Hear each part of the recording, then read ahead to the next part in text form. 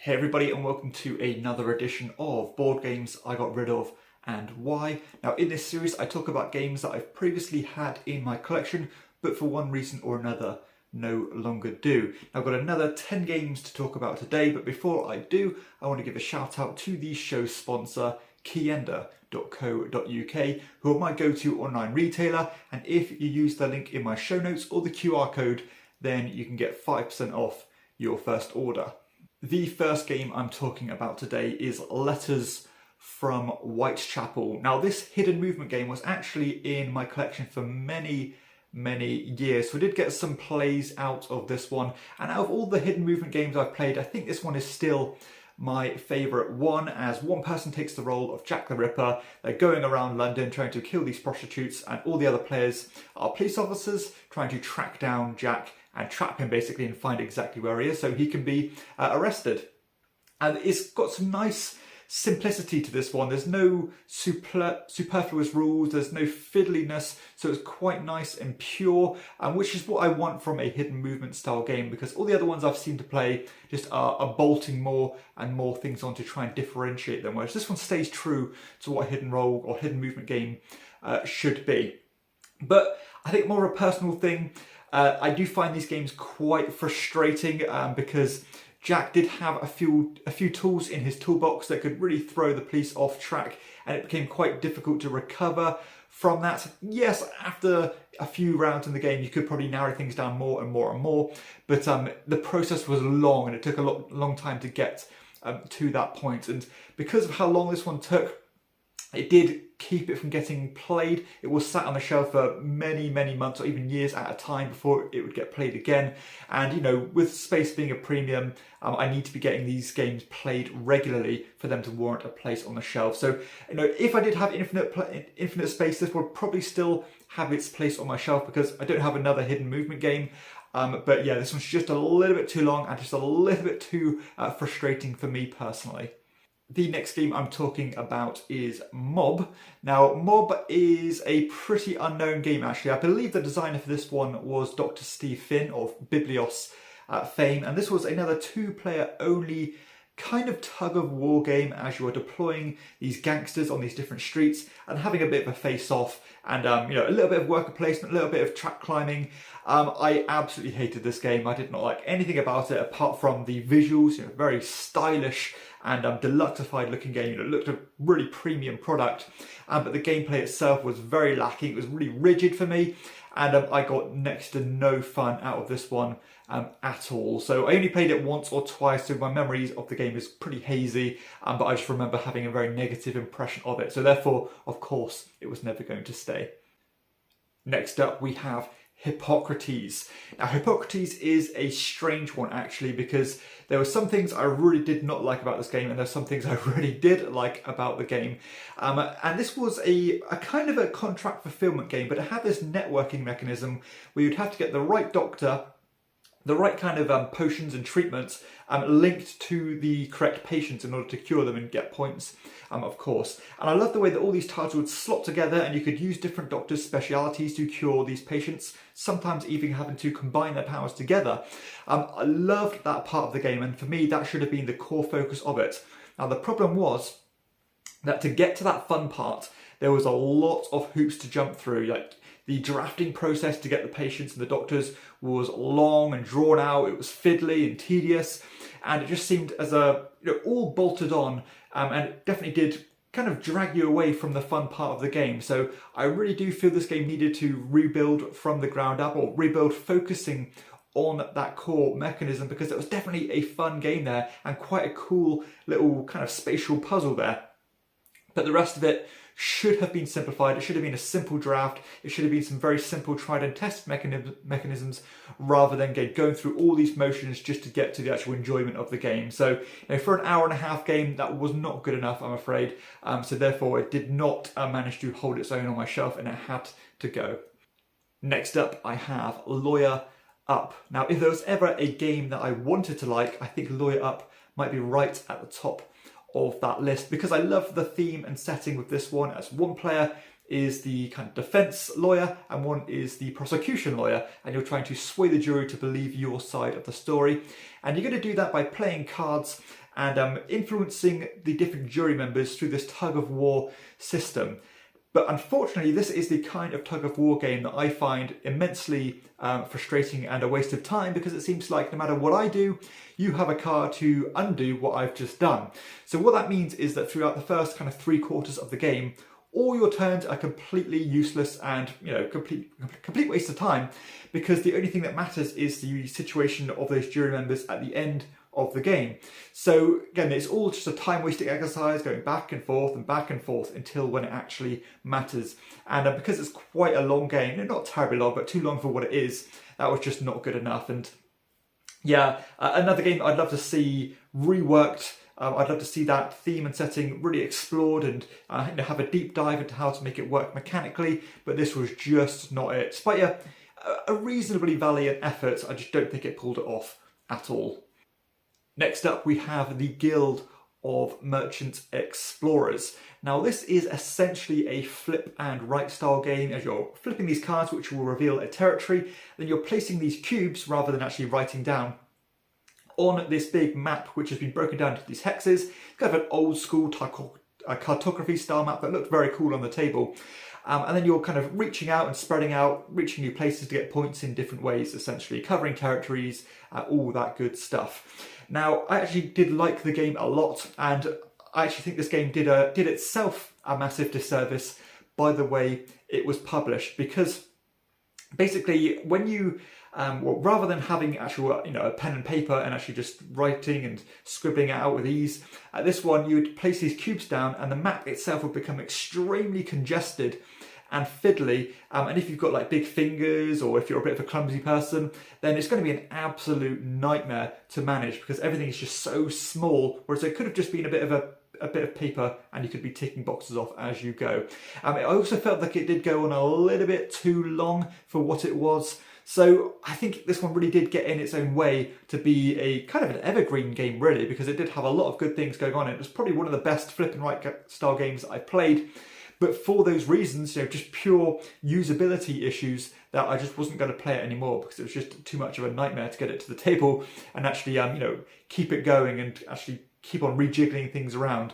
So yeah, sadly, it could have been a good one. Definitely a near miss for me, but those production issues just cost it its place on my shelves. Next up, we have Steam Time by Rudiger Dawn. Now, this is kind of a worker placement engine building style game, as you're placing your workers down on these action strips. And it does have this kind of time track system where when you go somewhere, you cannot go back on yourself for the remainder of the round. So you do have to jump ahead to get these real good action spots that you want. You're collecting these gems, and these gems are going to temporarily increase your ability to do different things. So it was quite interesting how gems were like a points gaining resource, but the longer you held on to them, it made you better at doing different things. So it had a conflicting mechanism where, do I want to hold on to these and be stronger, or do I want to cash them in to actually get points? And I do like the way that works, but I generally tend to enjoy engine building games where once I've got something, I've got it for the rest of the game. Therefore, I'm always getting stronger and stronger, and it does have that upward trajectory of what you want an engine builder game to be. Whereas this one was a bit more start and stop, which made you feel like you weren't really progressing too much. Now, despite that, I think the main issue and the kind of nail in the coffin for this game was that it was not colorblind friendly at all. Me and my brother are both quite badly colorblind, and this became nearly unplayable for us because we could not decipher the different components from one another. So, I probably would have given this one more chances if that wasn't the case, but sadly it was, so therefore it's just a straight, clean-cut no, it has to go, because we cannot even play the game. Next up, I have Stroganoff, which is the second game by Game Brewer on this list, the first being Hippocrates. And this one, I almost feel the same way as I do about Hippocrates, because this one definitely did suffer from over-engineering. I had a lot of good things going on there as well, as I had this kind of another time track system which you're pushing forward, collecting resources, collecting abilities, fulfilling contracts, climbing tracks, and lots of traditional Euro style stuff. But my main issue with this game, and it was a huge issue, was the actual turn structure and the actions you could select, because it became very confusing about what your options actually were, because you'd have kind of basic actions. you could do another basic action, you could do main actions. One of those main actions was like a basic action. You could spend coins to do something else, you could pay fur to do like a repeat of an action.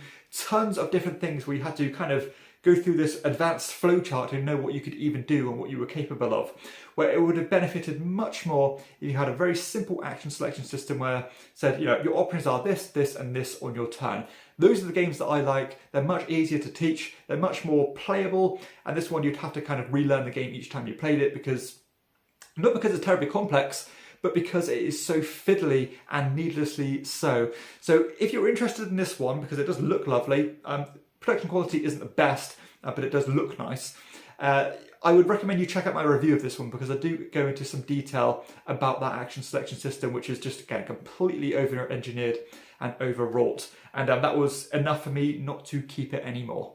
Next up, I have Madam Ching by Bruno Cathala. Now this is a full-size board game, but it does feel more like a card game, as you're stringing these cards along, trying to play them in kind of numerical order. And you're travelling along this map from the kind of left-hand side of the board to the right-hand side of the board.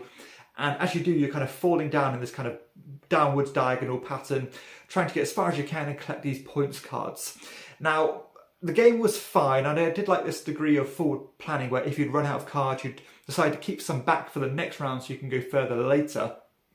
But my main issue with this one was the lack of crescendo. It did feel like the game had an anti-climax to it, because you would find that pretty much early in the game or midway point, everyone would be getting right across the map and getting a whole chunk of points. And that meant that all the high points scoring tiles were taken quite early, and after that you'd have to kind of stop earlier and earlier and earlier to get the next highest. So rather than getting stronger and stronger and travelling further and further, you do the opposite, which just felt a little bit strange for me. I thought the card play was fine, it wasn't terribly interesting, and ultimately it just left me feeling pretty meh. I didn't really feel anything strong about it, just a pretty much bland and just another board game, I suppose. So yeah, one that I wouldn't really recommend. I think it's completely forgettable. That is Madam Ching.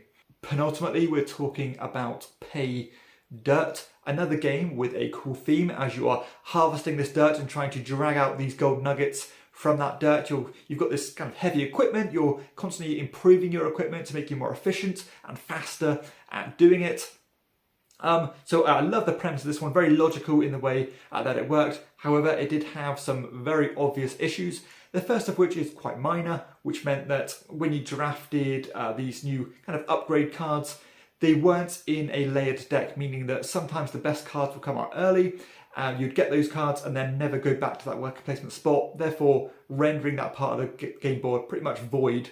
That one, forgivable. The next part I thought was completely unforgivable, and that is the catch-up mechanism in this game. So every round you would draw these hardship cards, and they were drafted in order from the people with the fewest points, eventually going to the person with the most points. So the winner would get the worst of the bunch, and those cards were huge in and how much they could impact your turn. Like, some of them were completely debilitating and made your next turn completely useless, and therefore it was like a very arbitrary and forced way to make people behind catch back up with you through no fault of your own. So I definitely think this game could have reined back on that part of the game, just made it a little bit more forgiving for people actually doing well at the game, because you'd think, like, why do I even bother? Why even try? I'd rather be in, second place or last place until later in the game, because I don't want to be absolutely smashed by the game itself. So for me, it was just way too ham-fisted. It was too much to overcome,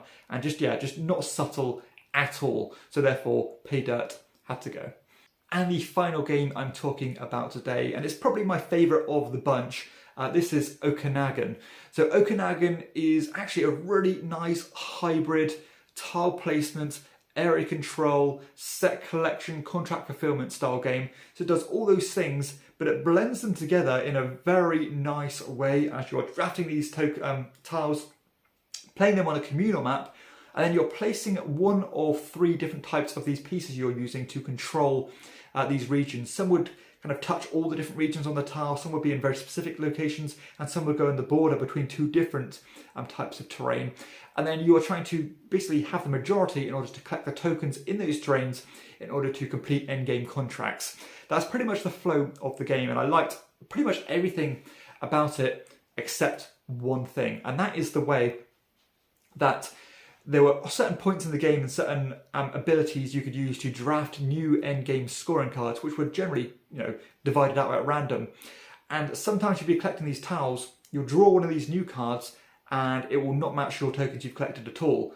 Sometimes you draft them, and it would match perfectly what you've already collected. So there's this huge swing of luck about that card draw. Is it going to fit what you've collected already, or is it not? And that has been enough to swing several games of this that I've played, where I've drawn a lucky card, it's completely matched what I've got, and I've pretty much doubled my points through sheer luck. So I think it would have been a lot nicer if the cards were divided out in a more deterministic way. Maybe that could be house ruled, I don't know. But with so many great games out there, I'm not really willing to do that work myself, and it should have been a rule in the rule book. So, maybe that's a petty thing for me to say, I don't know. But this game ticks so many boxes for me. Probably one of the nearest misses I've ever played. That is Okanagan. So there we have it. That's another 10 games that have left my collection. If you've played any of these games and you feel differently about them than I do, then please do let me know. If you have enjoyed the video, please be sure to hit like and subscribe to my channel. And for everybody else, I'll see you next time on Chairman of the Board. Bye-bye.